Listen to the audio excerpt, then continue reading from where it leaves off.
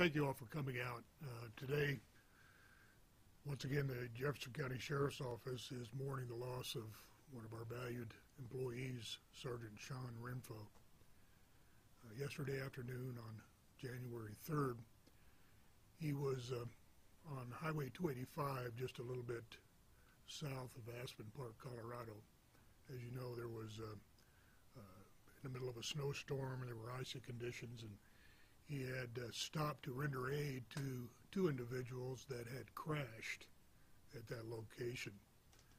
And while he was rendering aid and waiting for the State Patrol, who had arrived on the scene just a short time earlier, and assisting them in traffic control, another vehicle lost control and struck him and the individual that he was with at the time, who were outside their car, and tragically he was killed as a result of that crash.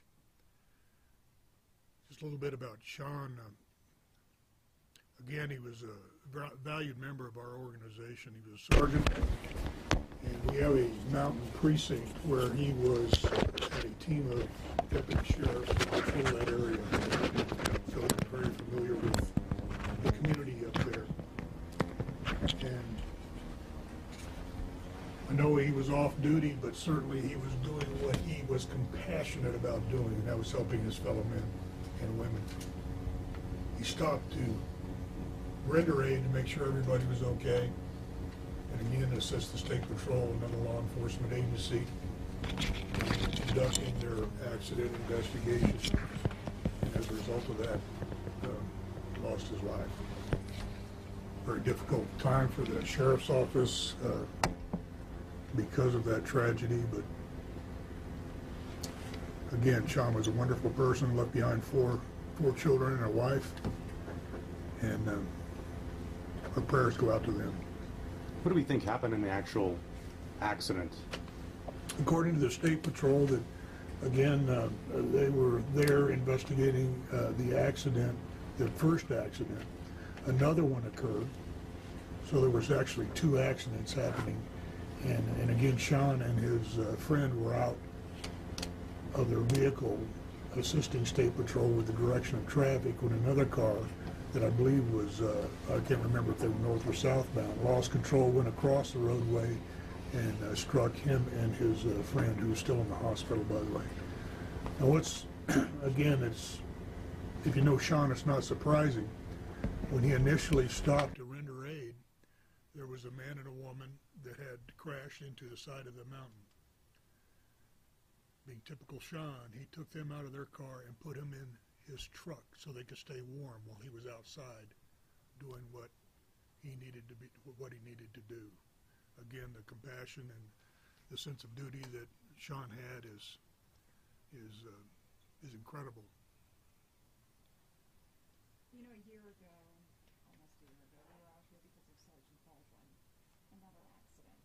Talk about some of the danger that obviously the men and women in uniform face when they're out on the roads, even though he was off duty. Well, I know there's been a lot of negative things said about law enforcement, but I guarantee you, every time a man or woman in uniform put on that gun belt, put on that badge, and go to work, there's always a risk. There's always a risk, and we live with that risk. And it's unfortunate that sometimes the inevitable happens, and these tragedies do occur, and it hits everybody hard. It's the family hard, it hits the Jeffco family hard, and it hits our entire profession right in the gut, because we've lost somebody doing their job. Sean was doing his job. Whether he was in uniform or not, he was doing what he was not only trained to do, but he was compassionate about, and that was helping his fellow man in doing what he could at that particular time. So even though you say he's off duty, he was doing his job. It's a dedication that goes beyond their shift, basically. Absolutely. I mean, when you take the oath of office, I know a lot of people don't realize that, you're on duty 24 hours a day. Whether you're in plain clothes or not, if people know you're a law enforcement officer, they're going to call on you. You have a responsibility and a duty to, if you see anything, even in your private life, do something about it, even making a phone call to the local jurisdiction or stopping to render aid. That's something that is right here in everybody that wears a badge. That's right there in their heart, and I can't explain it, but it exists. Have you spoken to Sean's family? Yes. Is there any message from them? Well, obviously they're devastated. He has, like I said, he has 4 children, two younger, 11 and 13, and some adult teen children. What is amazing also about him is the 2 oldest children, him and his wife, went to Russia to adopt, knowing what was happening over there and some of the abandonments and things of that nature. They actually went over there on 2 separate occasions to adopt children and raise them. So it shows you just a little snapshot of his big heart. What about the driver? Does the driver face any charges potentially? I mean, I know the investigation is probably still ongoing. Well, the case is obviously being investigated by State Patrol. They'll present their findings to the District Attorney's Office. I've already been in contact with our District Attorney, Pete Weir. They will certainly look at that to see. There's plenty of witnesses, a lot of witnesses, and there's still some witnesses out there that State Patrol is asking come forward if they saw the accident, so they can get a very comprehensive investigation to submit to the District Attorney's Office. Sheriff, to be clear, was the sergeant actually directing traffic when this happened, or what exactly was he? It's my understanding that he was helping the State Patrol, and by the way, our hearts go out to the State Patrol too, because he was injured. So he was in close proximity to Sergeant Renfro when the accident happened, enough so that he got debris from the accident and facial lacerations as a result of that. I don't know the particular what they were talking about, but it was my understanding that he was helping the state trooper not only investigate the accident, but at least directing traffic around the accident so the state trooper could do his job in a safe manner. Has the driver that hit Sergeant Renfro been cooperative? Is there any thought that speed or anything else might have been a factor? Well, again, in driving conditions like that, there's all kinds of different dynamics that take place. Sometimes charges might result driving too fast for conditions. May not be a speed thing, but the conditions may warrant something. But again, the investigation will have to be presented to the district attorney, and they're the ones that decide if charges would be filed. That person has been interviewed and Yes, cooperating. yes. You guys are not releasing that person's identity yet, though, correct? Well, again, it's not our investigation, it's the State Patrol's. And the state patrolman, his identity has not been released yet either, or it would come through the state? Would come through the State Patrol. Do you know how Sergeant Renfro's friend is doing? It's my understanding he was taken to the hospital, and he was at least late yesterday evening was unable to walk. Now, I don't know what the extent of that injuries were, but he was unable to be with the family as a result of his injuries. And the couple who was initially being helped by Sergeant Renfro, are they doing okay? As far as I know, I think that from what I've learned, they have openly said that what Sergeant Renfro did for them, they consider him their hero. He could have driven by. I mean, I don't think the public understands it. He could have driven by and gone home, but that sense of duty, that compassion that he had, it was almost automatic to stop and render aid. So that's what hurts. Do you remember your last conversation with him?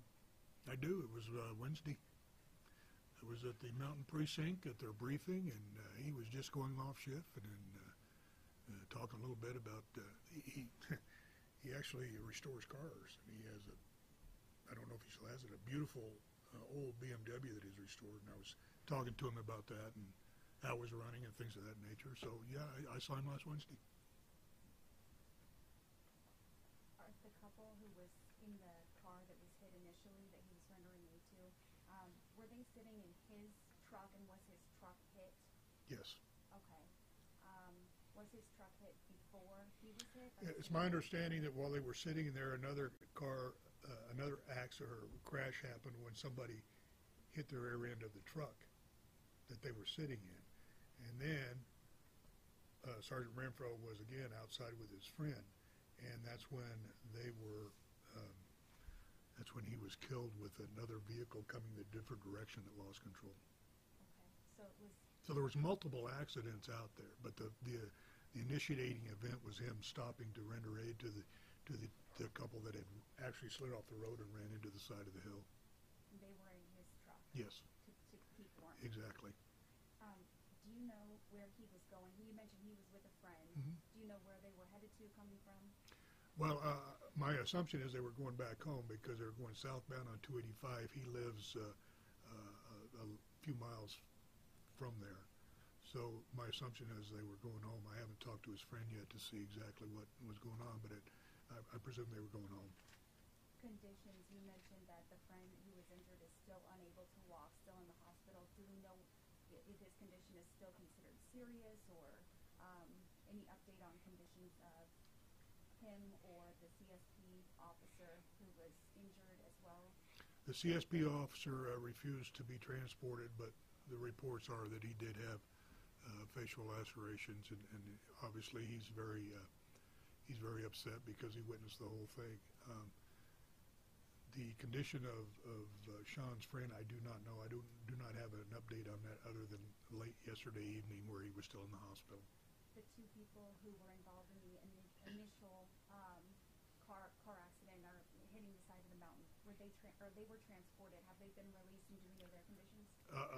I don't know if they've been released, but I know that their condition is I mean, it's bumps and bruises and things of that nature, from what I understand.